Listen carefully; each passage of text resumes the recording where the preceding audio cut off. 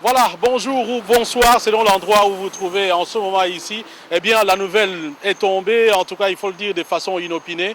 Nous avons appris la mort du sénateur Jano Bemba Saolona, le père de l'ancien vice-président de la République démocratique du Congo, sénateur Jean-Pierre Bemba Gombo, qui est actuellement détenu à la Cour pénale internationale. Eh bien, c'était tellement surprenant que la semaine passée, non, je veux dire oui, non, même pas la semaine passée, donc il y a 3 jours, lundi passé, nous étions avec M. Bemba Saolona à la Cour pénale internationale.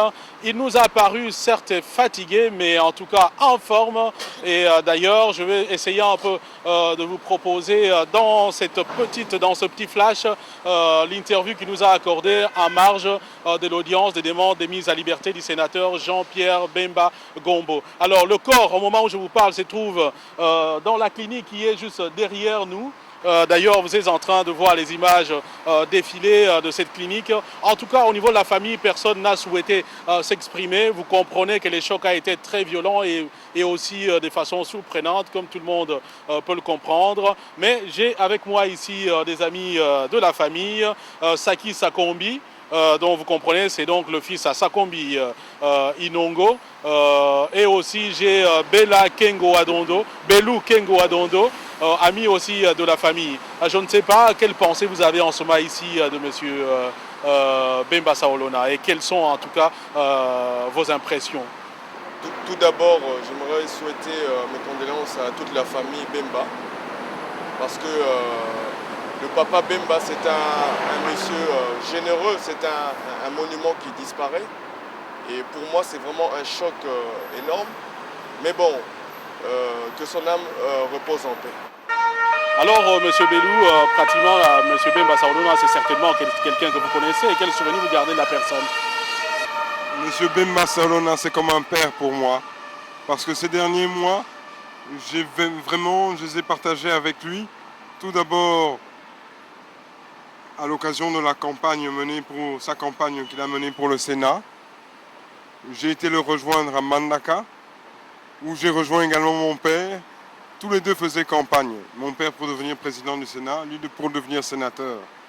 Donc j'allais dans une maison et puis l'autre. Et donc je partageais le repas chez l'une et puis chez l'autre. Donc nous étions très proches. Ensuite de quoi, je suis reparti à Kinshasa. Et là, je lui ai présenté celle que j'allais épouser. Et il nous a reçus chez lui, très chaleureusement, très généreusement. Il était bon, il était simple, il était généreux, il était profond. Il nous a accueillis à sa table, accompagné de plusieurs autres convives. Et aujourd'hui, avec sa disparition, c'est une foule de souvenirs qui disparaissent également. Donc, une foule de souvenirs qui retracent notre amitié commune, l'amitié qu'il a avec mon père. D'ailleurs, mon père disait toujours, le jour où moi-même je disparaîtrai, la seule personne que vous considérez comme père, ça ne sera plus que Bemba. Bemba, c'est votre père. Voilà.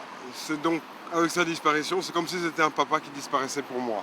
La nouvelle est tellement surprenante qu'elle arrive aussi de façon brusque. D'ailleurs, il y a 3 jours de cela, M. Bemba Saolona nous a accordé une interview à la Cour pénale internationale, juste à l'entrée de la Cour, lors de l'audience de demande de mise en liberté provisoire de son fils, Jean-Pierre Bemba Gombo, détenu, comme vous le savez, à la Cour pénale internationale. On l'écoute.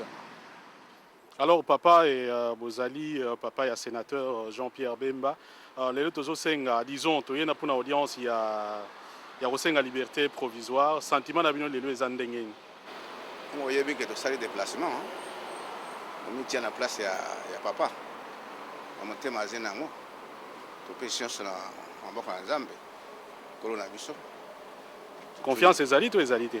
Confiance bien sûr ezali mpo toyebi mpo na nini confiance ezali. Mais en tant que papa, épreuve à boyozo ko vivre en ndenge. Ah. To la sabina miso na bato. Ndenge la ko so vivre, to la sabina miso na bato te. Faut to garder un peu na biso. Mais apparemment procureur azo ko s'acharner balo ba boyango te, ba yebisa boyango te, to yo ka sali appel bino e nini pour na nika confiance ezali. Te bazo continuer kuluka. Makambo esalamaki na bangi bakomuluka na Kisasa. Tozo yeba tina te. Merci. Alors, vous voyez, vous avez vous-même constaté que c'était un M. Bemba Saolona qui était, disons-le, quand même en forme. Mais après, disons, 3 ou 4 heures d'audience à la Cour pénale internationale, quand il est ressorti, nous avons voulu également avoir ses impressions. Mais là, il n'a pas voulu s'exprimer, il était très fatigué, mais s'était mis beaucoup plus sous les comptes de 8 heures de voyage, comme vous le savez, entre Kinshasa et l'Europe. Mais néanmoins, je vous propose la réaction qu'il a eue juste après l'audience de demande de mise à liberté de son fils.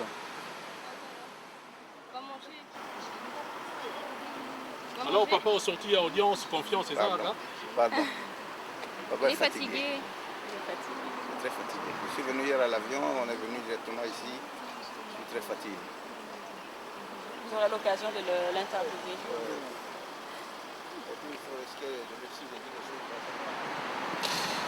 Voilà, c'était donc M. Bemba Saolona.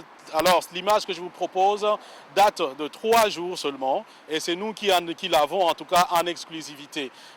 Mais nous ne connaissons pas encore grand-chose sur les circonstances de ce décès.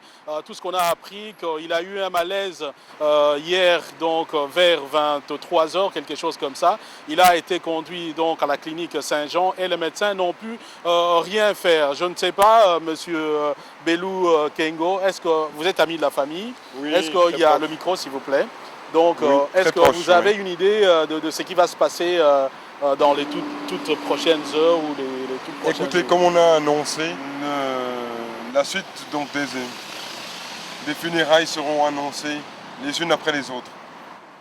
Voilà, merci donc, c'est par ici que nous terminons en tout cas ce flash. Question de vous mettre au courant de l'information, du développement de la situation comme elle se passe. Je vous rappelle donc que le décès est survenu hier vers 23 h et le corps en ce moment ici se trouve juste derrière nous dans la clinique Saint-Jean sur boulevard du Jardin Botanique en plein centre de Bruxelles. Voilà, merci à vous tous et je vous retrouve peut-être dans les toutes prochaines heures.